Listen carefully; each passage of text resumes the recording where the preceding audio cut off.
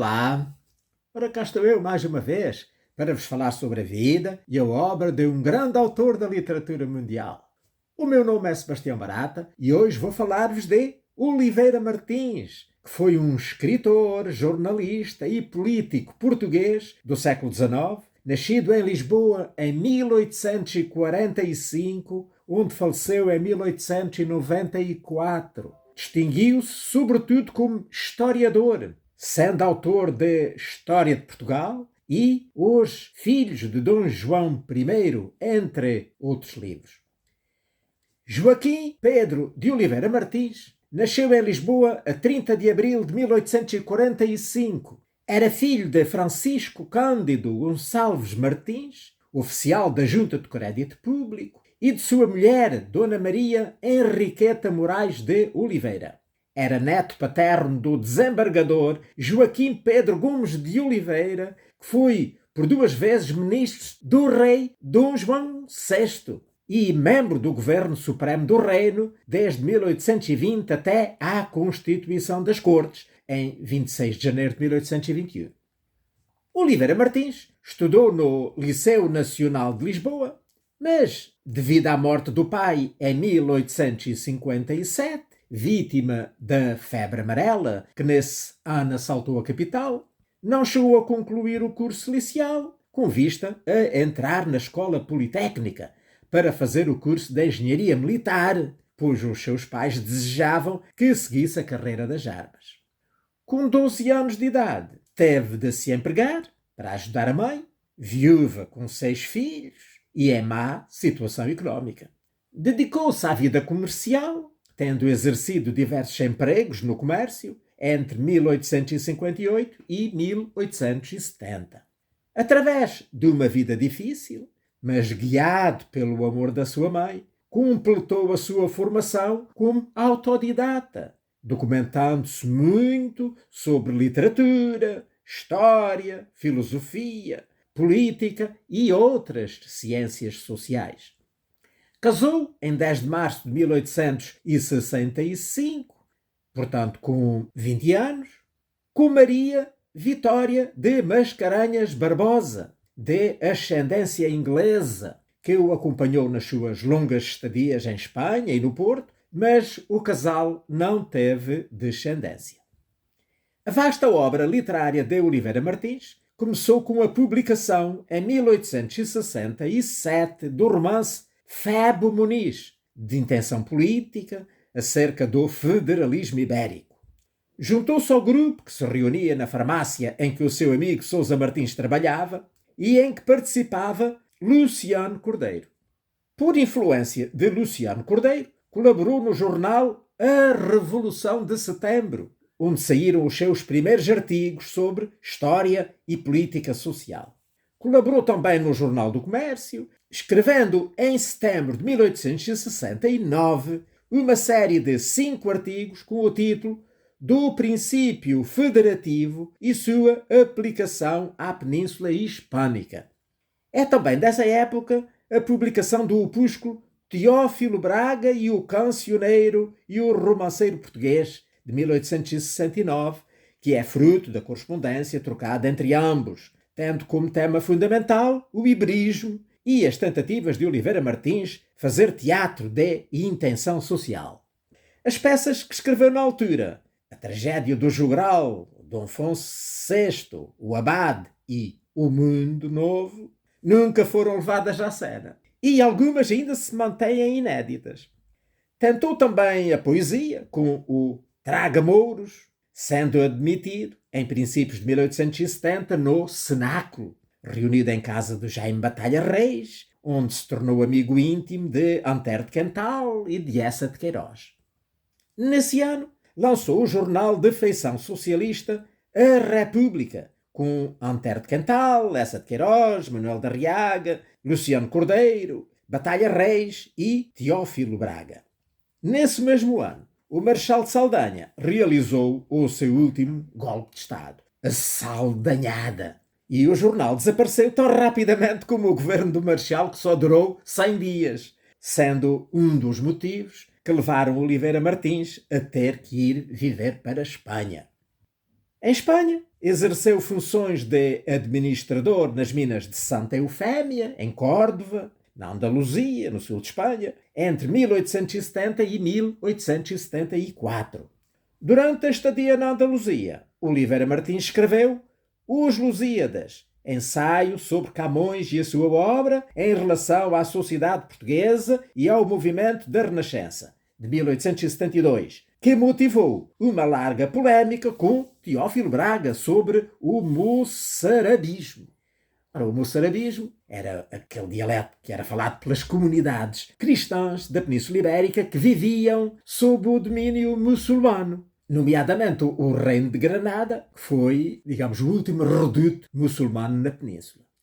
A teoria do socialismo, evolução política e económica das sociedades da Europa, de 1872, e Portugal e o socialismo, exame constitucional da sociedade portuguesa e a sua reorganização pelo socialismo, que é de 1873. Colaborou também em jornais socialistas que os amigos de Lisboa iam lançando. Em 1874, regressou a Portugal para dirigir a construção da linha férrea do Porto a Póvoa de Varzim e Famalicão. Tornou-se administrador da companhia, que explorava aquela via férrea, e fixou residência no Porto. Nos 2 anos que durou a construção do caminho de ferro, não conseguiu escrever muito, a não ser um ou outro artigo para a Revista Ocidental, uma publicação iberista que fundou, e em que colaboraram Rodrigues de Freitas, Gomes Leal, Antero de Quental, Batalha Reis e onde o Essa de Queiroz publicou a primeira versão do Crime do Padre Amaro. De seguida, tentou concorrer às eleições pelo Partido Regenerador, mas foi recusado pelo Fontes Pereira de Melo. Escreveu então a Reorganização do Banco de Portugal, de 1877, onde defende a existência de um banco emissor único. E no ano seguinte, a Circulação Fiduciária, que era uma memória que ele apresentou ao concurso aberto pela Academia Real das Ciências de Lisboa e que lhe valeu como prémio a medalha de ouro da mesma Academia e o título de sócio correspondente. Nesse ano de 1878, publicou ainda Eleições, onde propõe a representação orgânica e o helenismo e a civilização cristã. Em 1878 e em 1879 concorreu às eleições, no Porto, pelo Partido Socialista, tendo recebido somente umas poucas dezenas de votos em cada ano. A impossibilidade de entrar na vida política, devido à recusa do Partido Regenerador, à debilidade do Partido Socialista e a ter cortado com o Partido Republicano, decidiu lançar a Biblioteca das Ciências Sociais, que era um projeto destinado ao público em geral, mas também aos estudantes do ensino secundário. Pelo largo fôlego e diversidade de matérias que pretendia abarcar, como a história peninsular, a história nacional e ultramarina, a história de Roma, a antropologia, mitos religiosos, demografia, temas de economia e finanças, etc., a coleção constituiu um projeto sem precedentes no meio cultural português da regeneração, com o objetivo de generalizar todo um conjunto de saberes, assim entre um público alargado. Os primeiros volumes foram A História da Civilização Ibérica, publicada em maio de 1879, A História de Portugal, em outubro, portanto, desse mesmo ano, O Brasil e as Colónias Portuguesas, no ano seguinte, 1880, e Portugal Contemporâneo, em 1881. Até outubro de 1884, iriam seguir-se ainda mais 5 volumes. Entretanto, a sua vida pública alterou-se rapidamente para melhor. Em 1880 foi eleito presidente da Sociedade de Geografia Comercial do Porto, de que se demitiria depois de 2 anos mais tarde, em 1882, sendo-lhe então conferido o título de presidente honorário. Nesse mesmo ano, a Real Academia de Espanha conferiu-lhe o diploma de sócio correspondente. E em 1881 fez parte da Comissão Distrital do Porto para a elaboração do Inquérito Industrial do Norte e escolhido para redigir o relatório dessa mesma comissão. Este relatório foi impresso lá em separado, no Porto, e depois foi incorporado na edição oficial de Lisboa. Oliveira Martins também foi sócio do Instituto de Coimbra e de diversas sociedades científicas nacionais e estrangeiras. Em 1884, António Augusto de Aguiar nomeou diretor da Escola e Museu Industrial e Comercial do Porto e vogal da comissão encarregada de propor ao governo algumas providências tendentes a melhorar a situação das classes operárias, no que respeita ao trabalho, aos salários, às crises industriais e a outros assuntos de interesse público. Nesse mesmo ano, publicou o último livro da biblioteca, daquela tal biblioteca das ciências sociais, que se chamou A História da República Romana, em que ele descreve a vida de Júlio César. As suas ideias avançadas tinham-no afastado dos partidos monárquicos, mas depois mudou de orientação e integrou as fileiras da monarquia, aderindo ao Partido Progressista em 1885 e fundando o jornal A Província, que dinamizaria a chamada Vida Nova, trazida por esse partido. Foi eleito deputado sucessivamente de 1886 a 1894, portanto lá pelo Partido Progressista. Em 1886 foi convidado a entrar no governo progressista, mas não entrou porque as finanças foram dadas a outro, recusou as obras públicas e não foi criado para ele o Ministério da Agricultura, como ele pretendia. Então, vingou-se apresentando nas cortes um projeto de lei sobre o fomento rural, mas que rapidamente foi esquecido. Em 1888, a Associação dos Tipógrafos do Porto ofereceu-lhe uma estatueta, simbolizando o trabalho, em sinal de reconhecimento pela proteção dispensada à classe. Também, nesse ano de 1888, fundou a Companhia de Moçambique e passou do jornal A Província para a direção de O Repórter, cargo que, no entanto, ele ocupou durante pouco tempo. Ainda no mesmo ano, fez parte da Comissão Executiva da Exposição Industrial Portuguesa, com uma secção agrícola, que se realizou em Lisboa, na Avenida da Liberdade. Em 1889, foi nomeado administrador da Régie dos Tabacos, cargo que ocupou durante 2 anos, até ser criado, em 1891, o monopólio do tabaco, que ainda hoje se mantém. Convidado pelo rei Dom Carlos, representou o governo em diferentes conferências internacionais, onde ilustrou o seu nome e o de Portugal. Representou o país em 1890 na Conferência Internacional de Berlim e na da Propriedade Industrial de Madrid, onde em 1891 foi convidado para a conferência realizada no Ateneu para a celebração do centenário de Cristóvão Colombo. Em reconhecimento, recebeu a Gran Cruz do Mérito Nacional. Nesse ano de 1891, publicou Os Filhos de Dom João I, que é uma das suas obras mais conhecidas e mais editadas até hoje. Em fevereiro de 1892, foi finalmente nomeado para a pasta das finanças, no Ministério de Dias Ferreira, que geriu desde 17 de janeiro até 27 de maio. Trabalhou afincadamente nos primeiros tempos, mas o presidente do Conselho não gostava da sua independência e o Oliveira Martins foi obrigado a admitir-se ao fim de 4 meses de governação. Doente e abalado psicologicamente, partiu para a Inglaterra, viagem de que resultaram as crónicas publicadas em A Inglaterra de Hoje, Cartas de um Viajante, que saiu em 1893. Mas regressou ainda nesse mesmo ano, tendo sido eleito pelo Porto para a Câmara dos Deputados. Perante o fracasso do projeto modernizador, Oliveira Martins e outros elementos da geração de 70 juntaram-se no grupo Vencidos da Vida, nome que foi sugerido pelo próprio Oliveira Martins, que era inspirado nos grupos parisienses similares. Dizia ele, Battus de la vie, eis o que nós somos, vencidos da vida. Propusemos-nos dar ao país uma vida nova e somos, afinal de contas, uns vencidos da vida. Em 1893, Oliveira Martins foi eleito para o lugar de vice-presidente da Junta do Crédito Público, na qual o seu pai e o seu irmão tinham sido funcionários.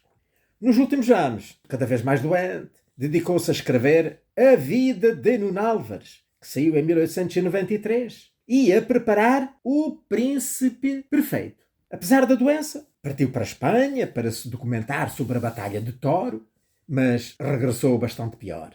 Foi para Setúbal, onde ainda escreveu o primeiro capítulo lá do Príncipe Perfeito, mas não pôde continuar, pois morreu no dia 24 de agosto de 1894, aos 49 anos, vítima de tuberculose, portanto, aquela doença que o andava a atacar. Esta obra foi depois completada por Henrique de Barros Gomes, que era um político e escritor seu amigo e admirador, a partir do espólio deixado pelo autor, o Oliveira Martins. A morte de Oliveira Martins foi muito sentida. O conselheiro Francisco da Veiga Beirão fez na Câmara dos Deputados o seu elogio histórico na sessão de 24 de outubro de 1894. No ano de 1903, uma comissão de amigos dedicados de Oliveira Martins mandou erigir no Cemitério dos Prazeres, em Lisboa, um jazigo monumento à sua memória, para onde foram trasladados no dia 21 de novembro desse ano os seus restos mortais, que se conservavam depositados no jazigo da sua família. Conjuntamente, foram recolhidos no novo jazigo os restos mortais da sua mãe, portanto, a Dona Maria Riqueta Moraes de Oliveira, sendo os ofícios fúnebres celebrados lá na capela do cemitério. O túmulo é um trabalho do apreciado escultor Teixeira Lopes, assim como a estátua da História lá colocada. Para além de historiador e político, o Oliveira Martins foi também um cientista social. Nesta área das ciências sociais, ele escreveu, por exemplo, Elementos de Antropologia, de 1880, Regime das Riquezas, de 1883, e Tábua de Cronologia, de 1888. Oliveira Martins colaborou nos principais jornais literários e científicos de Portugal, como o Arquivo Pitoresco, Ocidente e Dois Mundos, que era publicado em Paris, nas revistas como, por exemplo, a Revista Ocidental, a Revista Científica, a Revista de Portugal e a Revista de Educação e Ensino, em jornais políticos como A Província, O Tempo, o Jornal do Comércio, o Repórter, Protesto e outros jornais socialistas. Colaborou também no Cruzeiro do Rio de Janeiro e noutros jornais do Brasil, para onde escrevia correspondência. A sua obra suscitou sempre controvérsia e influenciou a vida política portuguesa da época. Foi uma das figuras-chave da historiografia portuguesa contemporânea, cujas obras marcaram sucessivas gerações de portugueses, influenciando escritores do século XX, como o António Sérgio, o Eduardo Lourenço, o António Sardinha. Elemento animador da geração de 70, revelou uma elevada plasticidade às múltiplas correntes de ideias que atravessavam o seu século. Preferiu várias ideologias contraditórias, pois foi anarquista, republicano, monárquico, liberal, antiliberal e iberista. De facto, ele aceitou o apoio dos regeneradores numa candidatura independente a deputado em 1878, aceitou ser candidato oficial pelo Partido dos Operários Socialistas de Portugal às eleições de 1879, integrou uma lista republicana candidata às eleições municipais de 1883 no Porto, aderiu ao Partido Progressista em 1885 e foi eleito por este partido vários mandatos seguidos para a Câmara dos Deputados. Percurso muito criticado, né, e discutido, deve, contudo, compreender-se tendo em conta a apreciação que Oliveira Martins fazia da vida política e nacional e das suas insuficiências no ponto de vista da relação entre os políticos e a sociedade civil, sobretudo as limitações da opinião pública. Ora bem, para terminar, eu desejaria falar do livro que andei a ler esta semana, que foi, como já provavelmente estão à espera, Os Filhos de Dom João I, que, como disse, é uma das suas obras mais importantes. Então, neste livro, ele fala exatamente disso, dos filhos de Dom João I, da vida de cada um, enfim, dos dramas que ocorreram com este grupo de memoráveis portugueses, filhos do rei Dom João I, que, como sabem, foi o fundador da segunda dinastia. Diz aqui, logo na frente, a história memorável do reino de Dom João I e da ínclita geração. Certamente que já ouviram chamar aos filhos de Dom João I a ínclita geração. E quem é que foi que lhe deu este cognome? Foi o Camões, que é assim que lhe chama nos Lusíadas. Então fala das batalhas épicas contra a Espanha e do início das descobertas sob a égide do infante Dom Henrique. Aqui por trás diz que com Dom João I, Portugal dá os primeiros passos da época jornada lusitana. E cada um dos seus filhos, Dom Duarte, Dom Pedro, Dom Henrique, Dom João, Dom Fernando e Dona Isabel, cumpre de forma diversa o destino que estava reservado à nação portuguesa. Ora bem, então, como eu já disse, o Dom João I foi o iniciador da segunda dinastia. Portanto, a primeira dinastia tinha terminado com Dom Fernando, que, ao casar com o rei de Castela, a sua única filha, deu-lhe a esse rei as expectativas de que poderia ser o herdeiro do trono de Portugal. Mas assim não entenderam os mais importantes portugueses da época, que não estavam dispostos a ceder-lhe o domínio sobre o nosso país, porque temiam a fusão de Portugal em Castela. E mais tarde houve outras fusões na Península Ibérica de que resultou a atual Espanha, e se nessa altura se tivesse facilitado, provavelmente hoje Portugal não era independente e não passava de mais uma região autónoma de Espanha. Então, diz aqui que o Dom João foi nomeado rei de Portugal nas Cortes de Coimbra, a 6 de abril de 1385, com o apoio de homens como o Nuno Álvares Pereira, que era o condestável, o chefe das tropas, e o João das Regras, que era um jurista, que nas cortes defendeu os direitos do Dom João ao reino de Portugal. A 14 de agosto de 1385 enfrentou as tropas castelhanas numa batalha que ficaria para sempre conhecida como a Batalha de Alves Barrota. Portanto, foi a batalha decisiva para vencermos a luta contra o rei de Castela. Casou com Dona Filipa de Lencastre, de quem teve 8 filhos. Os descendentes que sobreviveram, designados por Luís de Camões nos Lusíadas por ínclita geração, receberam uma esmerada educação, contribuindo para a consolidação e prestígio da dinastia de Avis. O rei Dom Duarte foi poeta e escritor, o Dom Pedro, que era duque de Coimbra, o príncipe das 7 partidas, foi um dos príncipes mais esclarecidos do seu tempo e muito viajado, e o Dom Henrique, o duque de Viseu, o navegador, dedicou a sua vida à navegação, à náutica e à cartografia, dando início à epopeia dos descobrimentos. A sua única filha, a Dona Isabel de Portugal, casou com o Duque da Borgonha, integrando uma das mais refinadas e eruditas cortes. Ora bem, dito assim, parece que a vida destes príncipes, destes herdeiros do Dom João I, teria sido um mar de rosas, mas não foi. Foi uma vida extremamente difícil. Então, como já vimos, o Dom João I casou com a Dona Filipa de Lencastre, que era filha, portanto, do Duque de Lencastre, de Inglaterra, que muito ajudou Portugal a vencer os castelhanos. E então, em género de agradecimento, né, foi decidido o casamento do Dom João I com a sua filha, a Dona Filipa. Então, ele casou com Filipa de Lencastre e, como já vimos, tiveram 8 filhos. Desses 8 filhos, 2 morreram em crianças e sobreviveram, portanto, 6. O mais velho era o Dom Duarte, que foi, então, o sucessor do pai, do Dom João I. O Dom Duarte era muito boa pessoa, mas era muito tímido. Ele gostava era de escrever, não tinha coragem para lutar contra a força dos nobres, a quem o Dom João I, não é, tinha dado muitas regalias porque o ajudaram a ganhar a guerra, mas que era necessário travar os seus ímpetos. E o Dom Duarte não foi capaz. O segundo filho era o Dom Pedro.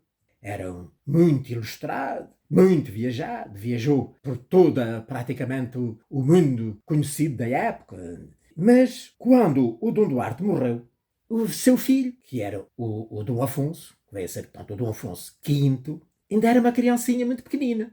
E o Dom Pedro foi nomeado governador do reino até que o menino tivesse idade para governar.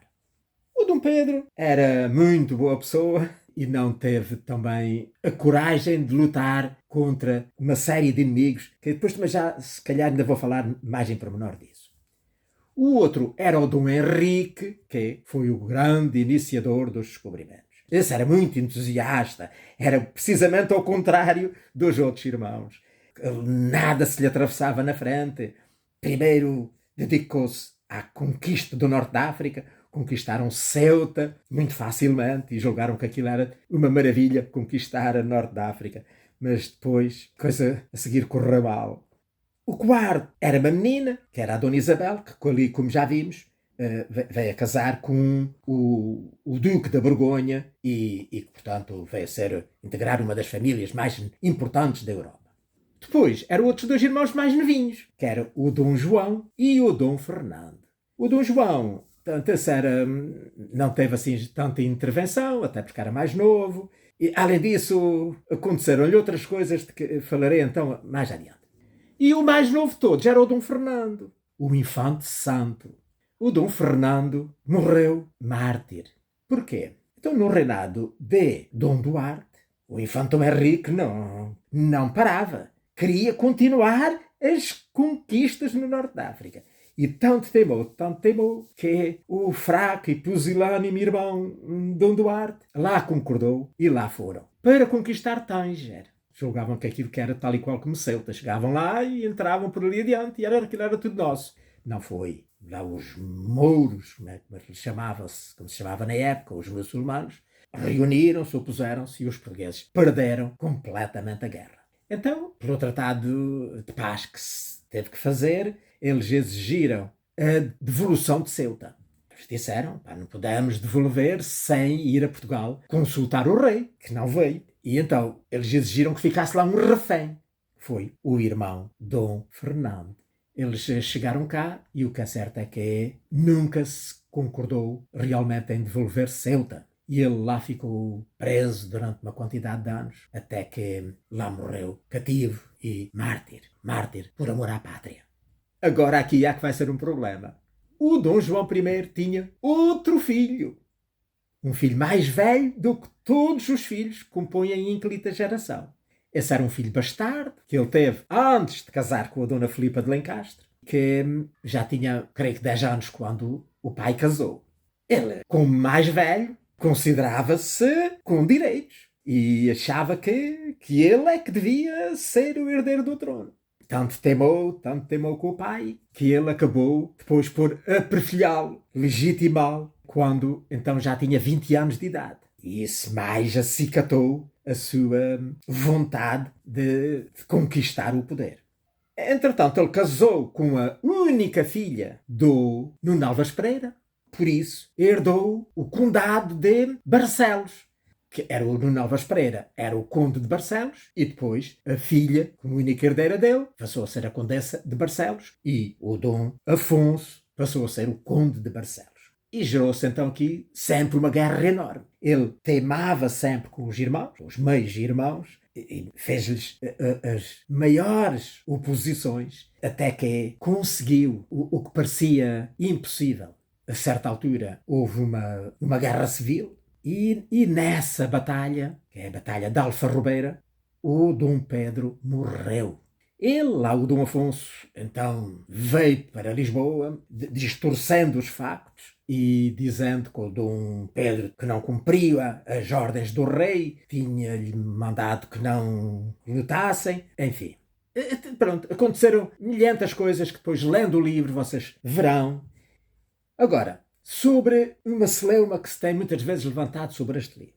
Muitas pessoas dizem que, afinal, a ínclita geração, aqui, na opinião do Oliveira Martins, não eram assim tão excelentes pessoas. Ele apresentou aqui as suas fraquezas, as suas deficiências. No caso, por exemplo, do Dom Henrique, que parecia ser o que realmente era mais destemido e capaz de meter as coisas na ordem, Ele dedicava-se lá à gesta dos descobrimentos, lá em Sagres, não queria saber do governo, não apoiava quase os irmãos.